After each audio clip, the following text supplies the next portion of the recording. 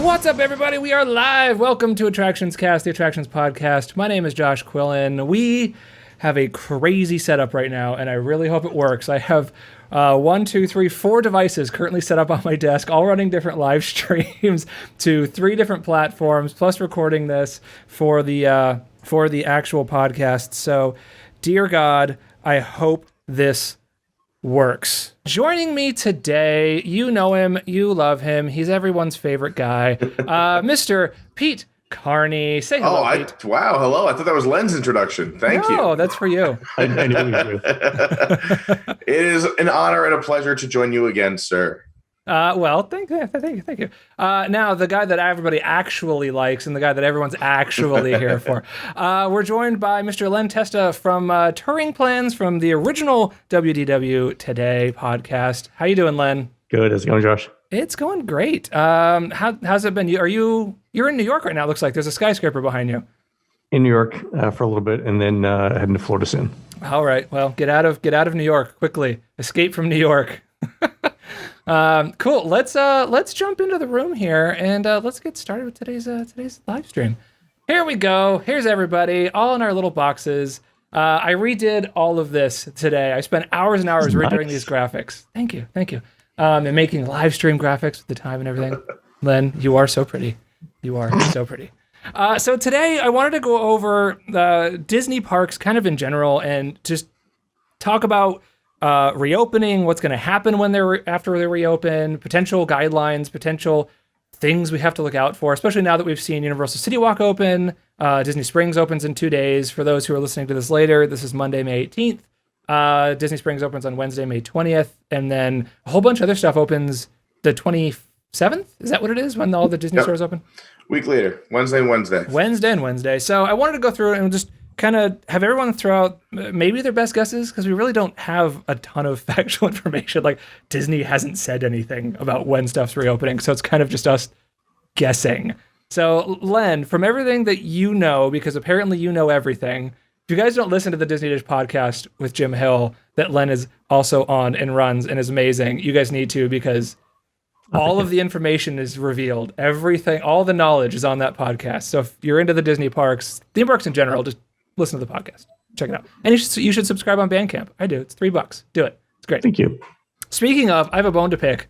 So at the beginning of every Disney Dish, Len picks a couple of longtime listeners and uses their names in like a funny way, of which I was going to try to do with Len on this podcast right now and decided I can't because I'm not that skilled. I've been Bandcamping, subscribed to that podcast for probably since the moment it started. My name has never been called. Plead to be in the intro. I missed you. You missed me. Oh my gosh! It wasn't as organized back when we first started.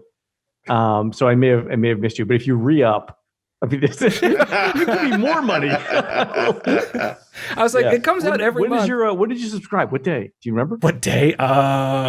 Shoot, this was before the documentary came out, so it's at least 3 years ago, maybe 4. Let me see if I can 6 year. It's been a long time. It's been a long time. Unneeded to actually figure out, by the way. I'm just giving you a hard time. On his computer, he can look it up in 6 seconds. So you're in big trouble. It'll take me a second to figure it out. So if you guys are listening on YouTube, Instagram, or Facebook Live right now, send us your questions. Anything you guys might want to know, type it in, and we'll sporadically get to them as we have time during the show. And if you're on Instagram, I apologize.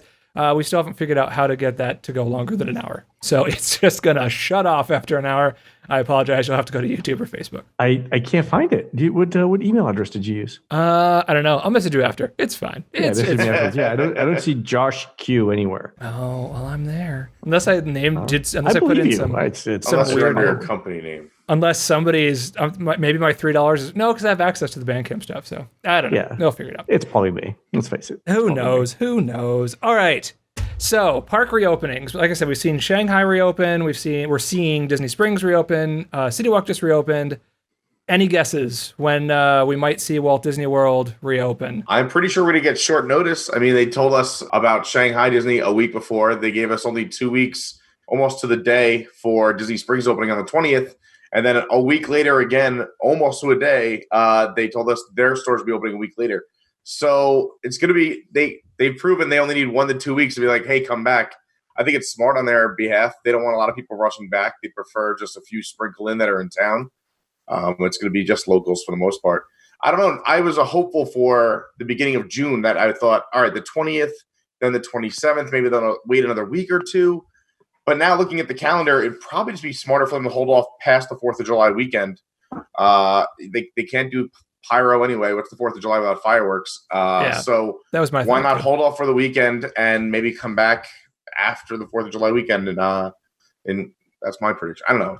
Who knows? I've been wrong 3 times. I did nail the Disney Springs opening date. You did a month out. You straight up predicted it. That was like my perfectly. Nostradamus moment. But yeah, who knows? That was my thinking too. And it's kind of been backed up now that the Florida governor released that Disney or the theme parks have to create a plan and submit it to the Florida state government, but they also have to submit it to the local government, so it has to be approved on both ends with what they're going to do. Those plans have to be approved. It's got to go through all this red tape potentially. So I don't see it happening in the next few weeks. My guess is... Well, on Wednesday, we find out from Mike Pence what it takes to reopen theme parks, too. Apparently, he's specifically addressing... The vice president's going to get in on theme park reopening? He's going to Orlando, right? Yeah, he's weighing in on Wednesday, yeah. So we'll find out what they... Is he going to be at Disney Springs? Is he going to go have lunch at Wine Bar George or something? I don't know. I think it's going to be me, him, and George just hanging out. Perfect. Len, you got any thoughts about park reopenings? I think we'll know at least a couple of weeks in advance because of the sheer number of cast members that they're going to have to bring back to run these things. So when we start hearing about maintenance crews going back to spin up the attractions, when we hear about restaurants being restocked and things like that, when we hear about housekeeping going back to the resorts to make sure all of that is ready to open, we'll probably have a couple of weeks notice on that, maybe a little bit more for the parks. I think I said this on the Disney Dish podcast. I've got a reservation for July 4th at Wilderness Lodge. I'm thinking first 2 weeks of July. Yeah, that's my thought too. My thought about 4th of July not reopening was that Orlando Mayor Buddy Dyer has decided to cancel the Lake Eola fireworks thing. So I'm kind of I wonder if that's him trying to go, hey, look, this is what we want you guys to do is to not have a big fireworks display, not have anything open during fireworks because everyone will descend on the parks. So that's why I was thinking it's probably a couple $1 million in fireworks too. I mean, save the money. Right, exactly. Yeah. Well, and Shanghai, when they reopened, they're not doing fireworks. So I'm guessing World's probably going to follow suit. Is they're not going to have parades, they're not going to have fireworks, they're not going to have all that kind of stuff. I mean, maybe. That's fine. Right. That's about all I want to get into for reopening stuff because we have no knowledge of it. It's all guesses. There's no facts to base anything on. However, I did see an article. I was trying to find it just a second ago. I saw an article today on Mice Chat that they had helicopter shots of horticulture crew at Disneyland currently working. So they were like, are they getting ready? Are we coming back? Disneyland's not opening forever. They're going to be after Disney World. No, I texted a cast member friend who's on the maintenance staff, and they were like, "Yeah, no, we're still not back at work." They're like, "It's not happening." So, no. Anybody look at that article? Security will go back. Yeah, the maintenance people will go back. But you think about what they have to do to get restaurants and merch up and running, right? Oh, they've got to start bringing in food. They've got to re-clean all the kitchens, and think about the supply chains that they've got to get up and running for all of those things. Well, they gave away all their food. So what are they going to do? Yeah, they got to reorder everything. They've got to restock everything. Yeah, I agree. It's going to be. I think we're going to know probably 30 days at least out. We'll start. I would think movement. At least 2 weeks, probably more. Have they said how shopping is going to work in the stores? Because I'm not going to. I'm going to assume it's be on a counter, somebody at the door around 20, so that was 25% capacity. So if they say, all right, this could fit 100 people, we'll have 25 people in the store, wait here. I mean, because that's how I live in Orlando. Other places have been like the outlets that are reopened. They count people in the store and then you wait in line outside the store socially distant 6 feet. Well, that's how Universal's doing it. Let's say that makes sense. Okay. So I go into the Emporium. I pick up a Mickey plush, I sneeze on it, I put it back. In that video Shanghai put out, they said something like, if you touch the item... You touch it, you buy it. Okay, so it's like at Whole Foods when I pick up a tomato. I've bought the tomato at that point, right? Yeah. Okay, all right.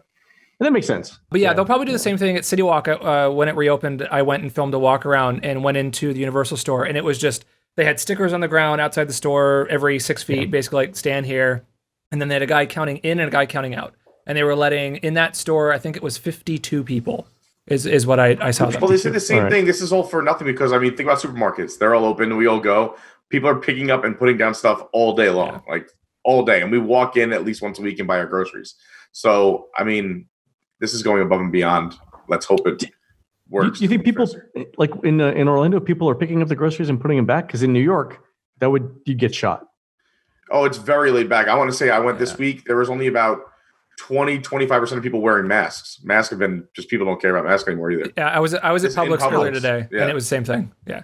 This is why I went to. I think I've told Josh this story, but the reason I have a condo in Celebration, and I have a apartment in New York, and the reason why I went to New York, even though it was so many more cases, is I was in Publix in the parking lot in Celebration, and I realized that the people that can't put shopping carts back in the Publix parking lot, like they just leave them next to your car, those are the people that I was going to rely on for social distancing and wearing masks and things like that. Yeah.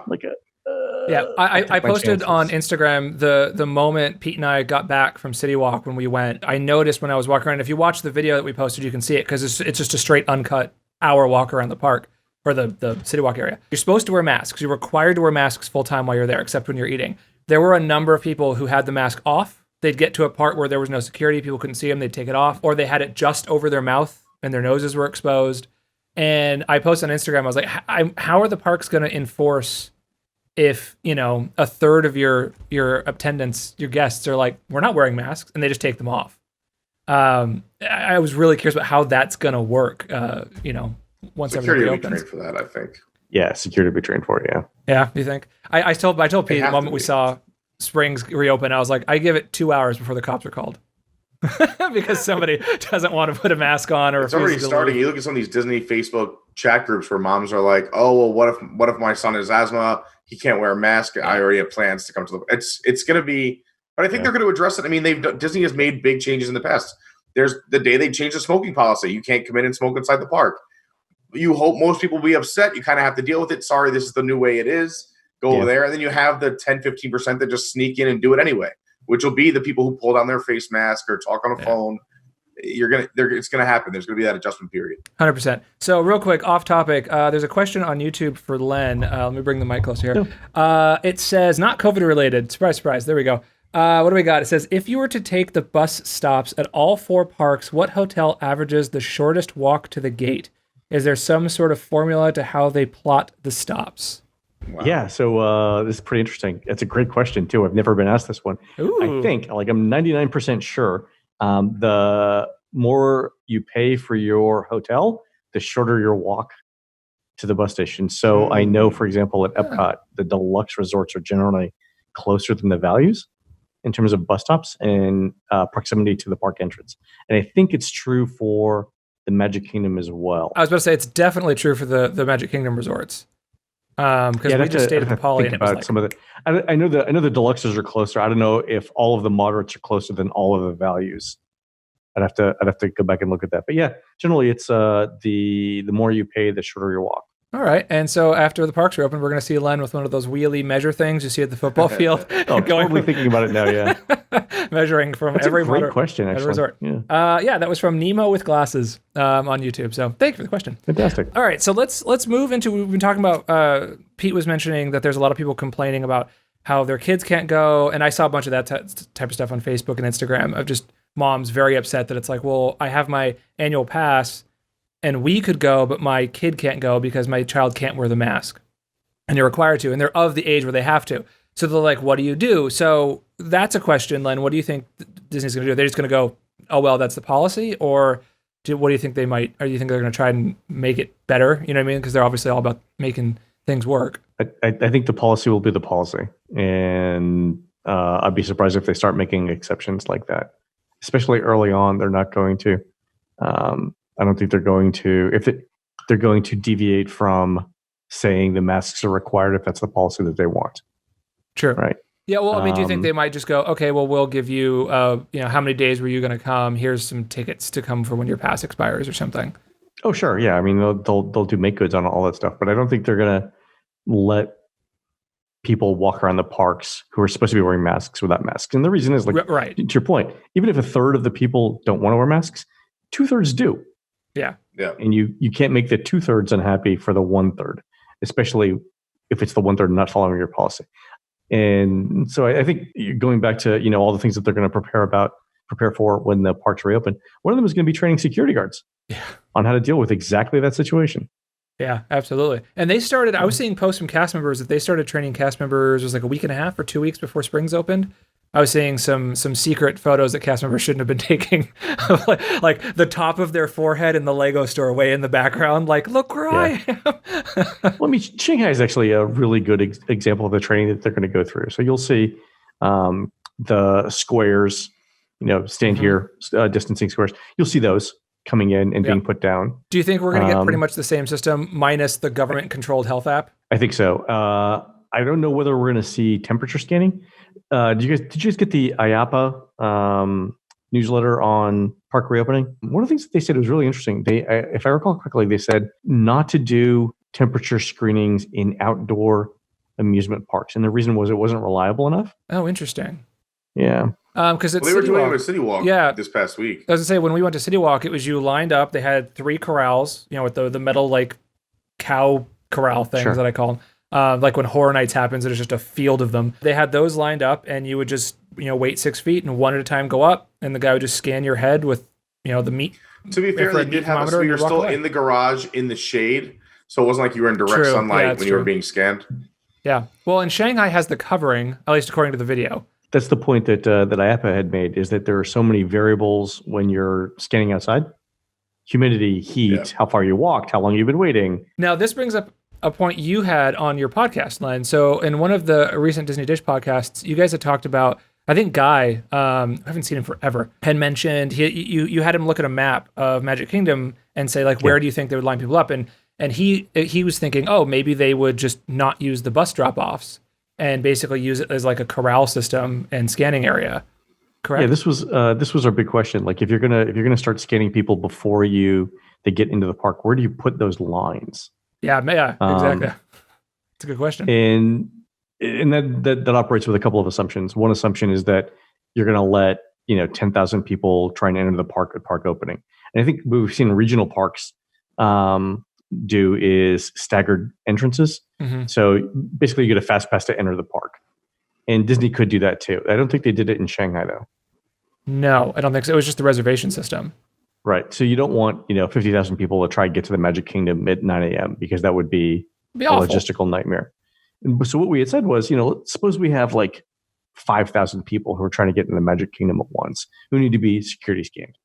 Where do you put them? And so one idea is you shut down the parking lot of Bay Lake Tower and you put the bus depot there and just do all the buses that are going to the Magic Kingdom as close to the Magic Kingdom as you could in the Bay Lake Tower parking lot.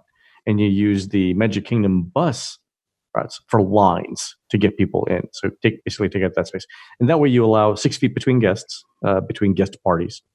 And you have enough room to handle several thousand people. Because if you look at the Magic Kingdom itself, there's not a whole lot of space before you get to the tap styles. Especially if you wanted to. I was thinking, why not do what they do for the monorail and do the security at the hotels? I mean, at the hotels. Plus, if you get on a bus, a crowded bus with families, you go there, they go, oh, you have 103 fever. Now I'm on the bus with this guy. I see him get turned down. Well, and I'm like, what the heck? So if you're doing it from the resorts or at the TTC, at least you're getting the problem before it gets there. You should totally do it before they get on the bus, before they get on any transportation issue. The problem is you can get to the Magic Kingdom through public streets. It's true. So you still have to park somewhere, whether it's at the Contemporary. No, you could get Uber dropped off right at that corner by that stoplight without having to go into the hotel at all. That's true. Now they could stop that, right? They could, but you still have to go through where you do security. So like where they do that bag check on that little walkway. Oh yeah, they could do it there. Yeah, they could do it there. Exactly. Yeah. Oh, okay. So what I'm saying is anywhere they do security, that would be it. But with the resorts that don't have the security checks, I mean, like the monorail loop already does, is set up a security check out there with the temperature scan. Yeah, it's true. Yeah. So as long as there's a closed loop, I think they'd be set there. Yeah. So that assumes then that they're not going to open the Grand Floridian walkway. Yeah, I was thinking about that too. Is that going to be open and ready? No, probably not. No. I didn't think so either. That's going to be pushed back anyway, and why that just creates more loop. It's just another access point. Hey, let's add more roads. This will be good. Let's add more help. Yeah. So I think at Epcot, it's again closed loop. You can screen everybody before they get in. The easiest part is probably Animal Kingdom. Animal Kingdom is the easiest because it's remote. That brings me to another question. So transportation, do you think the transportation is going to be open? Because I was thinking about like, how do you clean the monorail? How do you clean Skyliners? How do you clean buses and disinfect them, but then keep them running with any form of efficiency? I think so what are the alternatives, right? The alternatives are don't run them, and then everyone drives. And everyone drives, yeah. Which if it's mostly locals, that makes sense. But if all the hotels are open as well, that becomes very problematic. Then what? Yeah, I mean, do you have to rent a car then, or you take it's one way to sell minivan trips, I guess. Yeah, that's true. We're giving you a 10% discount on all minivan trips. Yeah, we raised the price 3x, and now we're 50% off.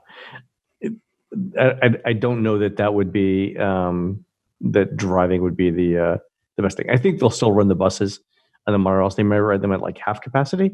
Sure, but and just what, like there's like a cast member there with rags just nonstop. Yeah, that's what I think. And I think the other thing too is if they're running the parks at 20 or 30% of capacity, there aren't going to be that many people that are coming in. It's true. And you had also said that there was you guys were thinking maybe that they would do some form of like, either you come in the morning or you come in at night. Like, so you've got 6 hours and you've got 6 hours. Which block do you want? And then they have a period in the middle where they're closed, clean, and reopen. I think a listener actually suggested this, and it's not a bad idea for a couple of reasons. One, you could get twice as many people in the park for half as long, right? So you spread out the density. Then you would have to sell cheaper half-price day tickets. Would you? My big question is, how many people are going to be booking trips? How many people are going to be buying one-day tickets anyway? Is it going to be mostly? Not many people buy one-day tickets. No, I don't think it's going to be that. That's what I mean. I think it's going to be mostly annual pass holders and vloggers. That's it. Those are the two people. Vloggers. That's the only people who are going to be in the park.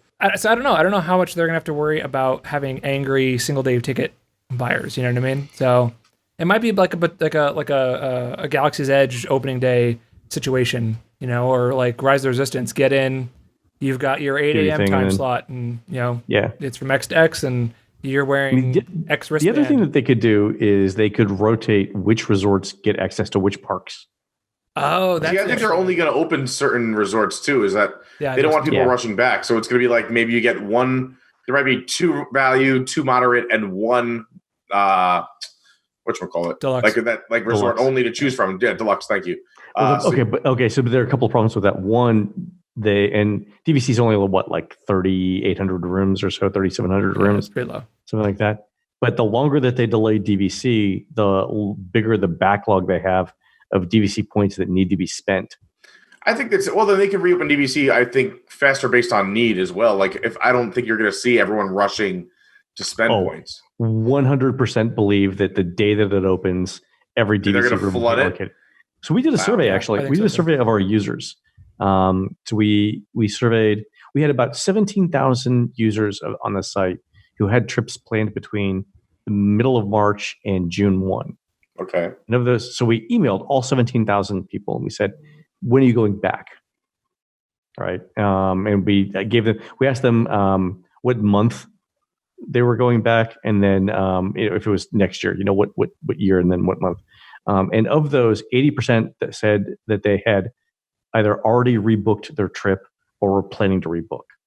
So 80% of the people I think they're going to rebook, but I don't think a lot of those people too. And I mean, personally, more than DVC people I know is like your older crowd. They can afford that. So like these are not people I think rushing to get back to the parks. These are okay. So half of them were going to go before the end of the year, and so half of the people who had booked their trips were going to go in June through December. Yeah. And then there was a big drop off in January, but then like spring break next year.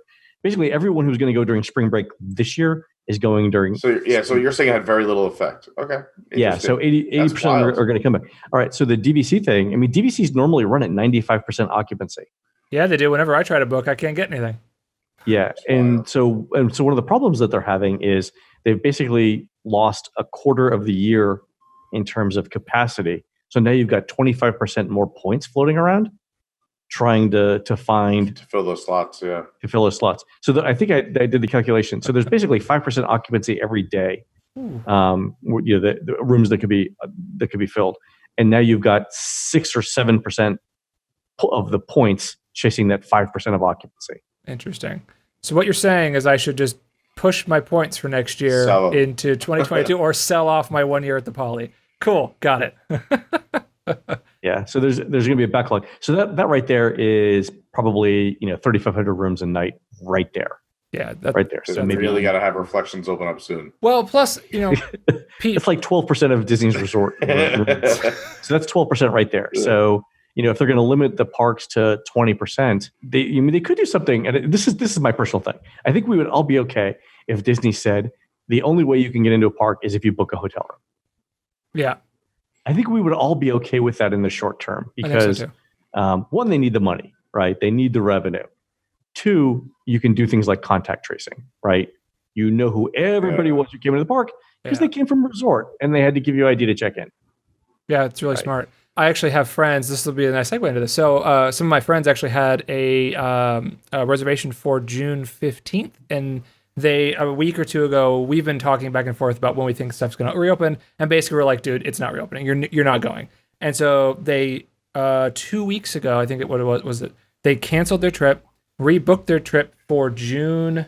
He actually put it in here for July 13th. Got every restaurant they wanted, full dining plan, everything that they wanted. So now they're going July 13th, and I don't know what hotel they booked. I know he's listening, so maybe he'll reply in here. But this brings me to my annual pass issue that they encountered, which I thought was really interesting. So their annual passes expired in April. Oh, and the computer system hasn't been updated to And the grace computer them? system hasn't been updated. So when they called, they were told, no, you have to buy brand new annual passes in order to book anything, like fast passes and that sort of thing. And so they bought brand new annual passes, and then Disney told them, when you get here, go to the front desk and we'll refund you the chunk of money that you should be getting The back. prorated part of the prorated Give part us of your it. stimulus check. We need the money, and then we'll give it back to you when you finally Float it show back, up. yeah. Exactly. Which I was kind of like, huh. I mean, I from a computer system standpoint, I'm like, well, I figured that's how you'd have to do it. I couldn't think of a better way, because unless you monthly started updating everybody's annual passes, we're like, oh, a month And they're went not by. because people are furloughed. I mean, who's going to do the programming, right? Right, exactly. Yeah. You said there's that other theory too that they are using that money. I mean, they are only canceling rooms at very short-term notice. Oh yeah. Like they just canceled the first they're week definitely of June. playing the float. Yeah, without a sure. doubt. Well, Yeah. their June 15th trip, I believe, still hasn't been canceled. And they No, it's canceled. only the first week right now. First week of June. No, I think it went through June 14th. I think. Oh, okay. Let me just say, I had a reservation for AMC, and if I don't get that money back, there's going to be hell to pay. Yeah, your monthly AMC movie pass is going to waste right now, buddy. Oh, fired up. And if that thing ever actually reopens, who knows? Who knows? Fingers crossed. We'll see. We'll see if it does. Real quick, so there's a couple questions in on YouTube. So Paul Berry from A Window of the Magic was asking, if they limit the parks to 30% capacity, are they also going to limit the hotels to 30% capacity? And then I have a side thing to that question is, if they do that, if they say, okay, hotels can only be X capacity across the board because we know we can only let a certain amount of people into the parks, are they then going to pick and choose which, like, cancellations? Or is it going to be a lottery system? Is it the people who booked first get to keep their rooms? I think what they would do, this is just me talking, people who are staying at Disney hotels would be able to get into the parks before day guests. So if you think about it, Disney has like what, 35,000, 36,000 hotel rooms? You tell me. Maybe three people. Yeah. 3 people per hotel room. That's 100,000 people. Jeez, good Lord. Okay. So let's say 20,000 go to the Magic Kingdom. Maybe you fit 25, 30,000 in Epcot because it's spaced out. Maybe 15,000. No one's going to Epcot. I know. Yeah. 15,000, 15,000, maybe 10, 15,000 at the studios, 10 or 15,000 at Animal Kingdom. So that's what? 30, 60, 80,000 people? Sure. Yeah, I mean, you've totally got space. Yeah. They're gonna need a water park, I guess. Yeah, and you do water parks. And not everyone's going to every park every day, and they're not all going at the same time. Yeah, absolutely. So, my sense is that they could probably run the hotels as normal and be pretty close to the numbers they want at the parks, assuming a decent distribution. Obviously, more people generally want to go to the Magic Kingdom than the other parks, but again, they could tell people, like, you can go to any park today but the Magic Kingdom based on your hotel, and they can rotate that, and That's what I everyone was would going be to say. okay with it. Yeah. If they basically just go, pop in art of animation. You But I get think Magic Kingdom. just like extra magic hours. I mean, we've all gotten used to the fact that Disney resort guests get preferential treatment. Yeah. And so maybe the preferential treatment is guaranteed admission or first shot at admission for park capacity. Sure. Do you think that there would be an annual pass holder uproar of those who aren't having rooms? Like, hey, are you going to extend my pass if I haven't booked a room for those extra time? I think they'll. Yeah. So it's a good question. I think they will, only because it's going to be so difficult to figure out how annual pass holders are compensated. So what they're doing in Shanghai, right, is if you can't get a reservation for 30 days, in any 30-day period, you can't get a reservation, they credit you for the month. Yeah. But if you get a Interesting. I didn't know reservation, this. then they assume that you're going to use the annual pass and they bill you. And I think you'll see the same thing here, right? Interesting. Okay. That's probably what they can do, right? It seems like they're making an effort there to make sure that if you can't use the annual pass, you get credit for the month. That makes sense. I have a follow-up to that too, is obviously another way to get into the park is parties. Will we see Halloween parties at the Magic Kingdom, or will we see Halloween Horror Nights at Universal? What's your take there? I have a Horror Nights thing, which we'll save for a second. Yeah, because that is a big debate I've had with friends as well, is will we see them, and how will they be? Because a big seller is the parades and fireworks, and if you can't do that... Well, but a limited party crowd, you probably... What makes a Halloween party? The parades and fireworks. You can't do parades and fireworks, though. Yeah, in the candy, people aren't going to be giving out hand out or sticking their hands into barrels. Yeah. So what makes the Halloween party special? They could give you prepackaged bags of candy, which I'd be fine with. But are people still paying $109 for a prepackaged bag? And you can't do character meet and greets, you can't do fireworks, and you can't do a parade. People will still do it. Fog machines. People love those fog machines. Green lights and fog machines, man. People will do it. They sell I have no doubt. Yeah, I'd be very surprised at this point if they didn't run the parties. So here's my my Halloween Horror Nights thing, Pete, which we'll talk about on another Universal. We're going to do an update episode with Bart Scott here soon from Scare Zone. But this photo of Universal Studios Hollywood has been floating around the internet. That some guy illegally flew a drone, so don't do this. But he captured this image right here. I will transition to it. That is a maze currently in build progress at Universal for Halloween Horror Nights, and it's really far along, and they're actively working on it.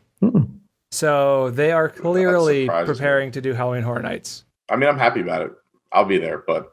I'm totally happy about it. I mean, I don't know what maze that is. Maybe that's what you had said. Maybe that's the COVID-19 maze. We'll see. Looks like it. Try to escape 2020. Good luck. it's the 2020. Yeah, Len, you weren't on this. Pete had a whole idea for a 2020 maze that just like starts with the Amazon on fire, and then you just go try to get through 2020. That's it. Yeah, and it ends with the Death Star, in orbit around the moon or something. It just ends with the election. That's where it ends. Oh yeah, all right. We're not getting. I'm saying is the whole thing's gone to hell since we stopped running Illuminations. That's all I'm saying. Yes, I totally agree. Coincidence? I don't believe in coincidences. Not at all. Speaking of, so real quick, one of my thoughts was my gut thoughts was if any park was not going to open at Disney, like they were like, let's hold this park back for staffing reasons. My thought was Epcot, right? Of course, Epcot. Yeah. So that being the case, do you think we're getting? I can't even remember the name of the new fireworks show. Harmonious. Harmonious. Are we gonna? Is that gonna? That's not happening this year, correct? I would not think it. No. Like just everything that was gonna open this year it's not. Just don't. You don't think that's mostly done though, and that this is just like fluff time? Like, all right, let's give Epcot forever a year to bring in more guests, but you don't think that's kind of ready to go?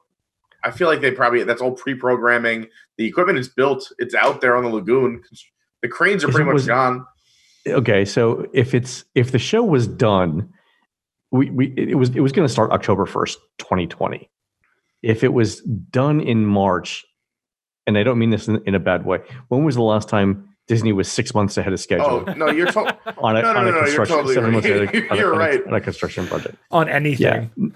Yeah. So I don't think it's. Ready. I just feel like stuff like that with Pyro. A lot of that is now you can be done work from home. If you wanted to on that stuff. A lot of it's computer based and just timing. The layout of the shows and all of that. Yeah, I mean, but still, there's probably a month of testing or 2 months of testing. Oh, for sure. I agree. They got to build stuff too, right? The barges may not have been completely done and things like that. Yeah, I think we get Epcot forever at least through the end of the year. That would make sense. Yeah, and you guys had talked about on Disney Dish that Jim was saying the thought was that October was it 1st, 2020 that's when the 50th anniversary begins.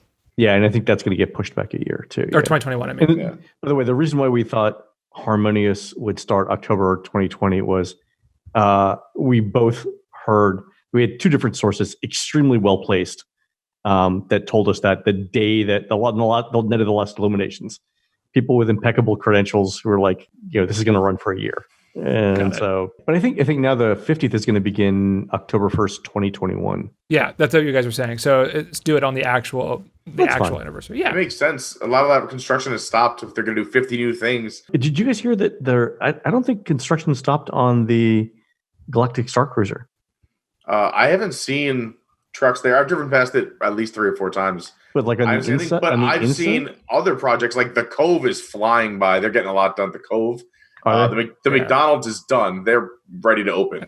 I'm convinced. Oh, I haven't seen it in about a month. It's got workout bikes. It is done. There's like exercise bikes outside. It's mossed.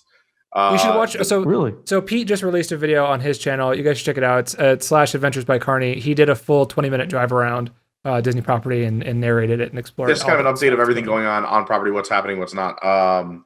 So I don't know. I know McDonald's is done. That's good. It looks really good. How's the Cove look? The Cove looks great. I mean, have they topped out vertically? Yeah, they're about halfway up. That's gonna be 13 stories, I believe, and I think they were at 7 when I was there. Okay. But I mean, it's not as I thought it was gonna be a lot more obstructive, and then you could see it from the road. But now that they don't even care, like when you can see the back of Galaxy's Edge as you're driving, that is way more obvious than this when you're driving up World Drive. And I think it's going to look pretty. They put a few panes of glass up, so it's like those light reflective blues, so it'll look like a cloud a little bit. I think it'll look nice, and the water features, and how they're going to tie it into the Swan and Dolphin. So it's not as bad or obtrusive, and it looks beautiful, and I can't wait to see what that rooftop bar looks like. Oh, I didn't know there should be a rooftop bar. Nice. Yeah, because you'll be able to see Harmonious, and you'll be able to see Hollywood Studios fireworks. Yeah, and that's a Marriott property, right? It's 3 companies. Marriott manages it, but Starwood owns it, which is weird. All right. Well, and Starwood is Marriott, correct? As far as I remember, Marriott bought Starwood Resorts. It just like on the property, it's a Tishman. It was like Tishman, someone else, and then Starwood Group, and then it said operated by Marriott. How many rooms? That's small, like a couple of 300? 300 and change, I believe. Okay. So it's not really going to like dramatically increase road traffic or anything like that. Because the Swan and Dolphin are what, 2,600? They're gigantic. Yeah, this is not. Okay. So this would be nothing like that. Okay. Yet. I think this is more meeting space too, because there's a ton of meeting rooms, and half the rooms are suites. So these are, I think, a lot more suites. This is business people. It's like 150 suites. All right, cool. Yeah. Okay, very interesting, very cool. Let's move into the parks. How do you think they're going to do rides? Like, are we going to do virtual queues one by one, or are we just going to space out, stickers on the ground and like tape, like they did in Shanghai, the yellow tape on the banisters? Is that how we think we're going to do it? What are the thoughts on that? I mean, they pretty much told us when they did that conference call here in Florida with reopening Florida, and we get some Disney people and some Universal people and everything else on the call. Is what they came up with, at least, is that they're going to and I don't know how they're going to do this. They're going to have to bring a lot of cast members back, but wipe down the vehicles of anywhere I guess you can touch after every ride. So to me, any Omni Mover or anything like that. How's Haunted Mansion going to work? That's what I'm saying. It's going to go so slow. And in the line, there has to be 6 feet, I think, between parties. So not per person, but you and your family. So lines are going to be extended a lot longer. And then we also don't think, I mean, this is, again, my opinion, and they kind of hinted at it, that you won't see all the attractions reopen back up. It'll just be select few that this is feasible on, I think. Right. Well, I mean, like take Omnivores, like Haunted Mansion or Little Mermaid. Was there a guy with a rag on a stick, just like as the trains go by, he's just like furiously trying I have a feeling they're just going to slow the whole ride down and just wipe those things down. Oof. Yeah, so I think like the one that I was thinking about was like Peter Pan's Flight. So as soon as you get off, they've got like 15 or 20 feet where somebody could hop on, spritz everything down, wipe it down really quick, hop back out. Just two guys, like a Jerry Lewis movie, just in and out, in and out, in and out. Yeah, exactly like that. Yeah, just as much as they can. Yeah, it's basically like the guys in the car wash that are drying your car off. Exactly like that. And on other rides, you do have more time, like with Pirates, that they have time to go behind that wall. Yeah. Haunted Mansion has time. Buzz Lightyear has time. I guess Haunted Mansion they could do in the back end, right? I mean, People Mover has no time. I feel like so that's probably not going to happen. Well, but if you do every other on People Mover or something like that, like you just every other car if they're could numbered, work. where it's like, okay, we're doing this round, we're doing whatever even numbers, and this round we're doing odd numbers. That's a good point. Every other car, and then just clean every other car. Exactly. Yeah, exactly. And again, if the parks are at 20% capacity, you can afford to lose half of a ride's capacity. Yes. Oh, for sure. Yeah. Well, that's what you're saying but isn't that necessarily true if they don't open all the rides? Because a park's capacity is based on how many rides are running. I mean, I'm assuming that. So where do you put those people? So if you're not opening all the attractions and you're only opening 70% of attractions, is that that park's capacity now down to 70% as well? Yeah. So in the Magic Kingdom, they're going to run Hall of Presidents, which it doesn't play to full audiences. Clean every seat. How do you clean, right? Are you going to do Tiki Room? Are you going to do Country Bear? I don't think they can do any of those. So if you are you going to do PhilharMagic? Probably not. Or if they do, like in Shanghai, like every other row and every third or 3 seats between. I mean, you might get away with Carousel of Progress and doing every other theater, or just taping 2 seats closed, 1 seat open, and that way where to sit people and where to clean. Well, yeah, like Carousel of Progress, you could do the same thing with the People Mover. You could just do every other theater and then swap it, and then do the clean ones while everyone's riding the ones you just cleaned, and then swap it, vice versa. So here's another thing, just with the parks in general and how silly I think the system is. What about bag checks? So the security guy's going to change their gloves after every single bag. Once they dig into someone's bag, pull their hands out, and then put their hands into another person's bag. And I mean, that's more added time to switch gloves every single time on every single bag. Shanghai said that, and I think City Walk said that they were discouraging people from actually bringing bags. Like, don't do it. Well, yeah. And, the nice thing about Universal, though, is they have the X-ray machines. So they're not actually rummaging through. Over there. They just because you never have to touch it. Yeah. So they can do bag checks super easy at Universal. I was thinking, is Disney going to bring in X-ray machines? That's my guess. Be a good time to do it. Maybe. But even then, you put your bag on the X-ray machine. You have to clean your bag after you pick it up from the X-ray machine because it's touched something that isn't yours. Yeah, well, they have the little buckets like at the airport at Universal, so theoretically they could take the buckets. Well, then you have to touch the bucket too. I mean, clean. Yeah. Well, you take the buckets and it goes into a separate bin. Now that's the dirty buckets. They go clean them. They bring out new ones. Okay. Yeah. There's a way to do that. Yeah. But yeah, it's definitely not foolproof. I mean, you're going to have to touch something at some point. Yeah. I think that's the big thing. Everyone just has to understand is like if you go, like you're not 100% safe. It's not like they're going to keep you safe all the time. You've got to be consistently using. There's still some risk, right? Yeah, it's 100%. And Disney actually came out with those, was it waivers or signs this week that like you are assuming your own liability. The COVID disclaimer. Yeah, enter your own risk. Yeah, basically. So it's on you if you're coming. Yeah, exactly. Like you can show up, but we are not held responsible if you get sick. I'm thinking there's just going to be a bunch of attractions that are closed. Most of the shows are probably not going to be open. Like Epcot would be living with the land and Mexico. Also, Epcot has all their entertainment cut at the moment, and there's no festival there. Well, that's the thing is, would they? I guess they wouldn't be able to. So who's going to Epcot? Yeah. Well, and didn't they send home all of the all of the countries' international program? Yeah. So also, are they doing food and wine still? Because how do you do concerts are a big part of that? How do you do the concert series? Well, how do you hand people food? Yeah, exactly. There's some logistical stuff there. They'll figure it out. I think we will see food and wine. You think? I hope so. You think? Yeah. Yeah, me too. Oh man. Okay. I don't know how they're going to do it, but it's already an interesting situation. You're way more optimistic than I am. I'm just like, nope, not happening. It's going to be interesting. I mean, do they do half the booths? Yeah. Yeah. Yeah. Who knows? Yeah, because if you're limiting park capacity, you're limiting the amount of revenue that you can make. Maybe you go into Epcot and it's it's 20% capacity for Epcot, and now it's a minimum five drink minimum to get in. It's like a comedy. What I said they should just open up the World Showcase, like turn it into like another Disney Springs. Yeah. Open it up and just let them just restaurants and booths. Actually, that's a really good idea. Like no ticket, just it's World Showcase is open. Yeah, it's just like Disney Springs or. I mean, there's like 2 rides, right? I mean, well, and those, but they can even close those. It's the one in Mexico. Like they're not in Frozen. Like that's it. Come do some shopping, have a drink. That's a good idea. Yeah, speaking of which, actually, there was a question on YouTube. So we had mentioned like if resorts hold guests to like XYZ resorts are able to go into Magic Kingdom today, and the other resorts can't. What happens if you've booked a dining reservation? I mean, they'll probably let you in for that, but. Well, someone just got. I have a friend who had California Grill for June 6th. And they just got the cancellation. So it's not happening then either. Well, that's for June. They canceled everything first 2 weeks in June, I thought. Yeah. So we'll see if like middle of July, if it's like, hey, But we were Yeah. talking about even if they just open up restaurants at certain resorts. Yeah, I mean, resorts are going to be interesting. Like, are you going to be able to like just go hang out at the resort? Probably not, right? You're going to have a reservation to get in. You'll have to have a reservation. Yeah, I would think. Because How like do they our, monitor that though? I don't know, like our big thing is we would go to the Poly. Well, they'll just ask you when you're coming in if you have a reservation. Yeah, I mean, they kind of do that now, and they still kind of let us in. But yeah, they'll just have to enforce it for sure. Yeah.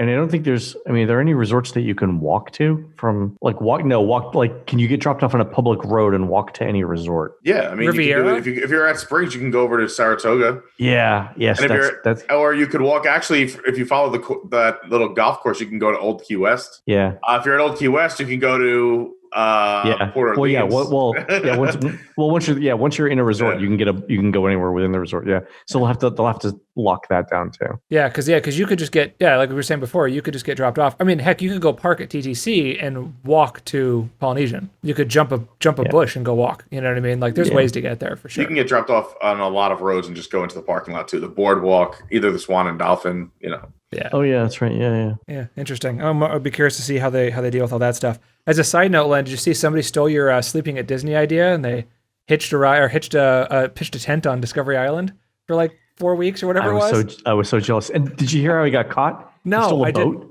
He stole. Like, dude. I mean, he was there for a few days, and the only reason that they caught him was he was taking a boat back and forth to Fort Wilderness. Oh God. To pick up supplies. Dude, man, that's such a Florida man story. I mean, otherwise they wouldn't have caught him, and now he's ruined it for everyone. He has. Well, because so for those who don't know, Len's had this like pipe dream of like sleeping on Tom Sawyer Island overnight that he's talked about on. I mean, WDW Today 10 years ago, you were talking about this. the amount of time that I've spent trying to figure out how I can stay on Tom Sawyer Island overnight. I mean, in fact, the last time Laurel and I were on Tom Sawyer Island in March, I actually scoped everything out. I'm like, you think they have infrared sensors in this particular area of landscaping where they would detect hilarious. me? Yeah. No way. I think it'd be totally safe. I think it's possible. Yeah, but I thought, like, could I submerge myself somehow in the rivers of America? Yeah, you just slowly one and piece at a time. You bring in the scuba set and you just hide it in a specific place and then rebuild it. Not even. It's super easy. Now that I'm thinking about it, I don't even want to say it on the air because I mean it's so good. People would do it. Text me. Yeah. Well, we just gotta ask who's that guy on YouTube who's been sneaking into all the resorts? Like, he posted that like Animal Kingdom, he snuck in and was inside of Expedition Everest. He's a maniac. Something Swanson. Yeah, something like that. Some guy sneaking into all the resorts. He's been doing that forever. Yeah, he's been kicked out of the park so many times. But again, he just has these big. I mean, that's why he gets all those views. But whatever. He should not be breaking into the parks. It bothers me actually because I see him and I'm like, don't break this. If I can't get my fast pass tomorrow. Yeah, I agree. Yeah. I fully agree. All right, so I think we've answered pretty much everything. I mean, the only other thing I'll be curious to see is which bars are open. Like at Hollywood Studios, are they going to open up? All the bars, because that's such close capacity. Well, that's the thing too, is no bars even around Orlando have opened. Even in City Walk, when we wanted to go get a drink and there was a 2.5 hour wait. We were like, what if we just stand at the bar? They said, you can't stand at the bar. And we said, okay, so you have to sit inside, outside. They were like, it's a 2.5 hour wait. Yeah. This was at 4 p.m., 5 p.m. Well, because you put a reservation in at like 4 p.m. and at like 7:30 or something, or whatever it was. They sent me a text. It was several hours later. We had left, we were home. And it was like, your table is ready. Please meet and see the hostess. Yeah, I'm good. Insane. I'm good. Yeah. No. So I'm curious. To see what bars are going to be in. Well, and I can't remember what the date was. Was it Was it the 18th? Was it today that they're going to start reopening bars in Orlando or in Florida? Like that's being allowed. I want to say that was like phase one of Florida governor's reopening plan, was that bars and gyms. Bars, the hard part. Seating with tables we've seen it socially distanced, and we went out for brunch yesterday, and they had tables literally with just X's across the top of them. But the bars are all closed in all these restaurants. Every restaurant I've seen or peeked into or heard about, the bars are shut down. It's just you have tables. Because how do you social distance a bar? But if you have a party of 4 sit down, and then you mark off 6 feet, the next person's only a party of 1. Then you have a party of 6. You can't. It would just be so hard to do. Yeah, it's insane. I mean, and we passed by Yard House the other day after Universal. We drove by Yard House, and it was like, holy crap! Like the outside just looked like it was a normal day. Like tables were clearly not separated. We ate at Yard House the other night. It's funny you mention that. Did you? See, you're part of the problem, Pete. Yeah, I don't know why. I followed all the rules. I wore a mask. I socially distanced. I just needed people. Cool. Well, I mean, that's pretty much everything I think that I could think of to talk about for reopening. I mean, it's just logistics, right? It's just figuring out how they're going to do it and how they can be efficient with it. Like the Skyliner, like they'll probably do the every other one where like every other one gets cleaned and then those are the ones you can fill and vice versa, just like the people mover we were thinking. It'll be very interesting to see what happens when all this reopens and the insanity that ensues thereafter. What do you do for a rope drop? People crowd the rope drop. What do you do in the morning? Like these are all going to be tough ways to.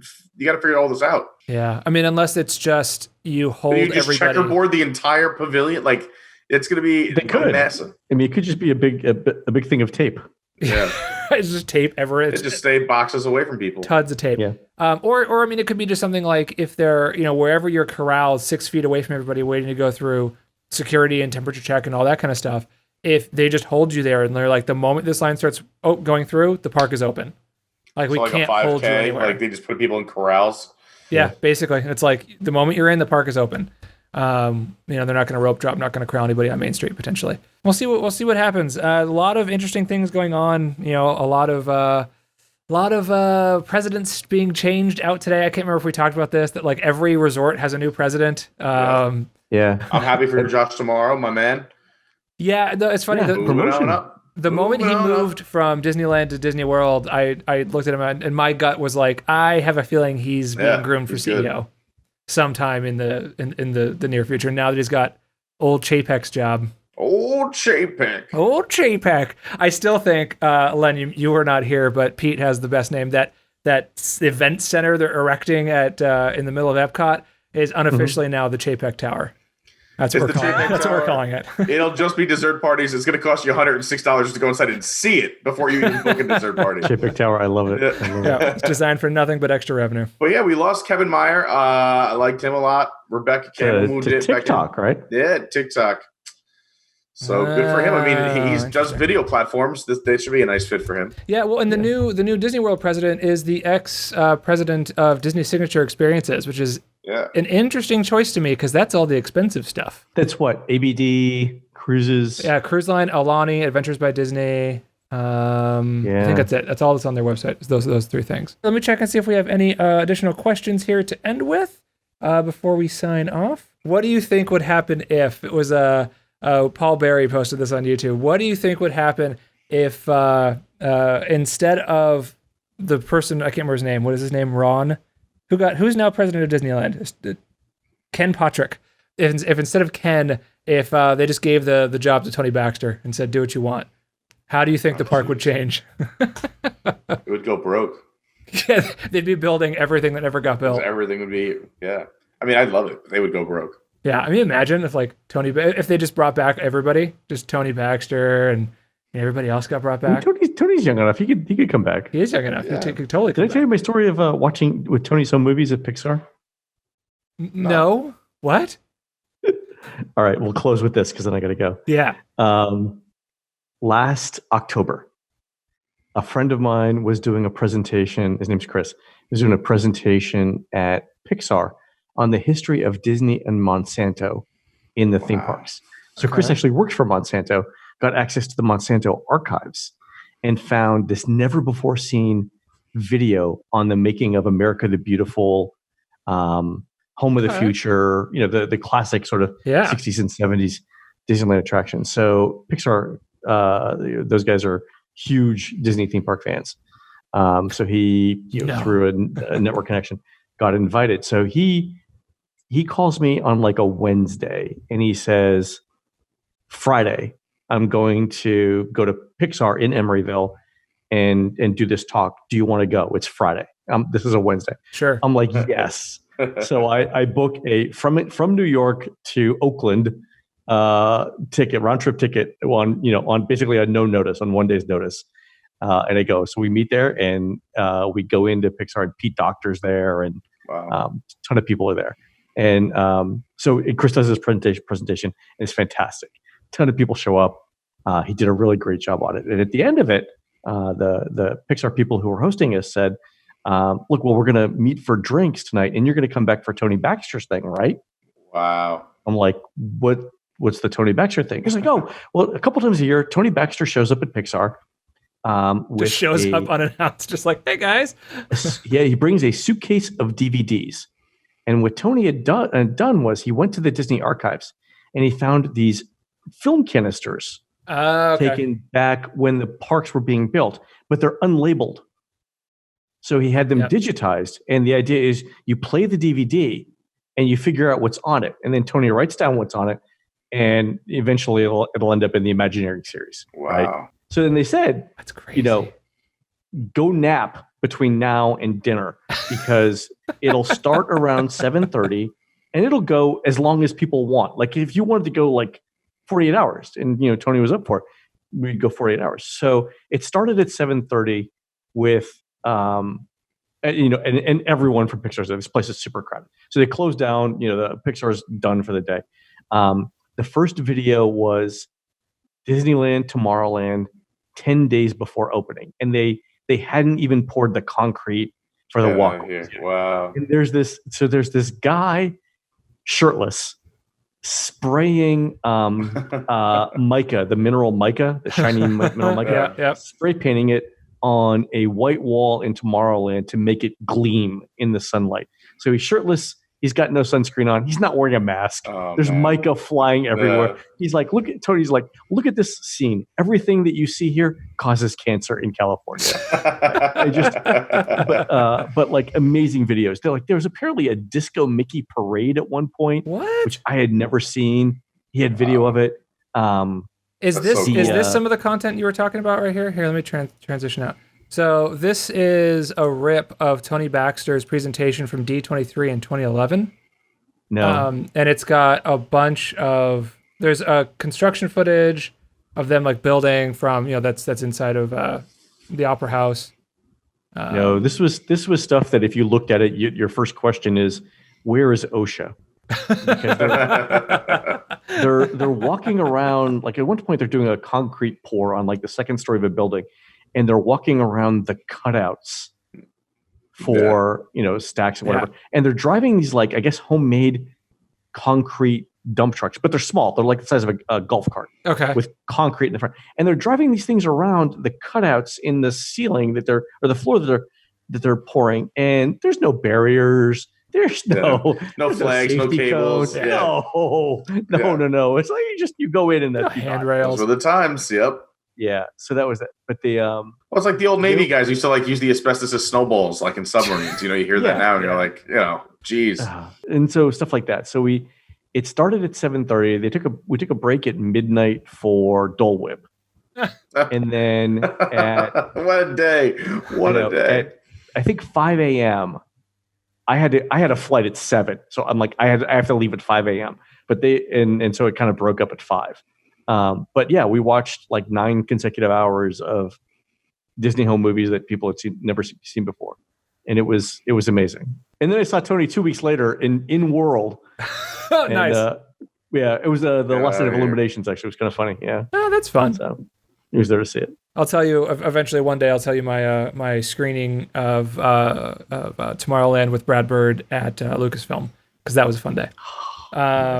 Yeah, I got a last minute invite, and they were like, "Do you want to go?" And I was like, "Yes, I'm going." It was like that day. That's awesome. I want to go. Yes, now. So we drove over. Yeah, it was pretty fun. Cool. All right. Well, that'll do it for this podcast, this week's episode. Thank you, Len, for joining. If you guys want to know more about Len, you can't because he's totally. I'm just kidding. Go to Touring Plans. That's his company. As a matter of fact, let's bring up. touringplans.com, because this Touring Plans is legitimately one of the best websites on the planet. For those who don't know, this is Touring Plans. If you're touring Walt Disney World or Disneyland, or even Universal, correct? Yeah. And you want to know what rides to go on, when you should go on, you need to get Lines, the Touring Plans app, and you need to sign up for Touring Plans. It's not expensive. It's very, very cheap. worth it. It will save your life. Like, it will, no joke, save your life. You could be the Disney genius in the family. Do it. Yeah. Or if you're really lazy, just put in like what you want to ride. You can just click what you want to ride, put in what time you go in. Hey, I like to walk a lot. I'm not a big walker. Yeah. And boom, bada bing, bada boom. So you got a touring plan. For Lines, for those who don't know, so Lines has a really neat optimization feature. So it's basically, you say, I want to go on these 5 rides. I have 2 fast passes at this time, and I have a reservation at XYZ. You put it all into the system, hit optimize, and it tells you what to go on, when, when to start walking, how long it's going to take to get there. And my favorite part is even when they're off, they'll tell you by how much. They'll tell you how they did the day before. I love to watch the carnage. Yeah, But it's usually We're they're big dead on out. transparency. Yeah. So this was my master's thesis. This is it's what I did in graduate school. That the algorithm for that. Yeah. Yeah, it's Very cool. It's very cool. That's how smart this man is. This was just this is what I'm going to do for college. Wait a minute, this is a company. Hang on, and flash forward, and it's just like Mark Zuckerberg. incredible. Same story. It's exactly. And only now is Disney catching up with it. This is a good idea. So with the Genie app or whatever it's called, which is not going to be anywhere near as good. But you can check Len out. It's at Touring Plans on Instagram, at Touring Plans on Twitter, and at youtube.com/Touring Plans. Check out their videos. They're really cool. They actually pit these plans against each other, and they do a lot of stuff where they have one guy go in at park drop and another guy come in, not at park drop, and you see how they do. You see what time this X guy got. I like when they all go at once. I've been there on some of those days, and they all run to different rides. It's so much fun. It's fantastic. Those are some of my favorite. We like to bet on different horses and see how we do. Yeah. There's one at Epcot. Like Ed Bryan's headed around the corner, and here comes guy. Len sneaks up the middle for the win. It's absolutely fantastic. Pete Carney, thank you for joining me again. Of course. You're basically an official host of this podcast. You've been on literally every single one. And when I advertised this podcast, I labeled you as host. So there you go. I bestow upon you a host crown. It's yours. Oh, wow. I'm not prepared for this at all. Congratulations. Cool. So you guys can check out Pete's stuff at Official Carney on Instagram and on Twitter, or /Adventures by Carney on YouTube. Check out his stuff. It's really great. Like I said, he did a 19 minutes and change drive around of Walt Disney World property from the safety of his vehicle, going around showing all the updates and what you can and cannot see. Some fun facts, some just like smooth tunes. So it's a little bit of everything. I hit all genres. There are some smooth tunes on that video. And you can always check our stuff out. We are at AttractionsTube on Instagram, Twitter, and on YouTube. We post walkarounds, full ride-throughs. Most of it's in binaural 3D audio as well. Most of it's also in 4K. Very cool stuff. Technology for one video. Yep. We specialize in the long form. Like our Epcot Flower and Garden video is almost 2 hours of just straight walking at 4K 60, all binaural. Literally every path we could walk on. I had the worst farmer stand in the world after shooting that video, but it was exciting. Thank you guys for joining. We'll have to have you back, Len, once everything reopens, and we'll definitely. We'll see how. See you guys in the park. See how we did. Yeah, and we'll see you in the park. We'll have to buy you a tequila. We'll have to go to La Cava sometime. Woo. Especially now that everybody here lives within running distance of Disney World. Exactly. It'd be a pretty good run, but running distance of Disney World. Sweet sassy molassie. Yeah, that's exactly what I was going to say. Man, it stole the words out of my mouth there, Pete. All right, everybody. Thank you guys for joining us. We will see you guys on the next episode. Bye, everybody. See you, everyone.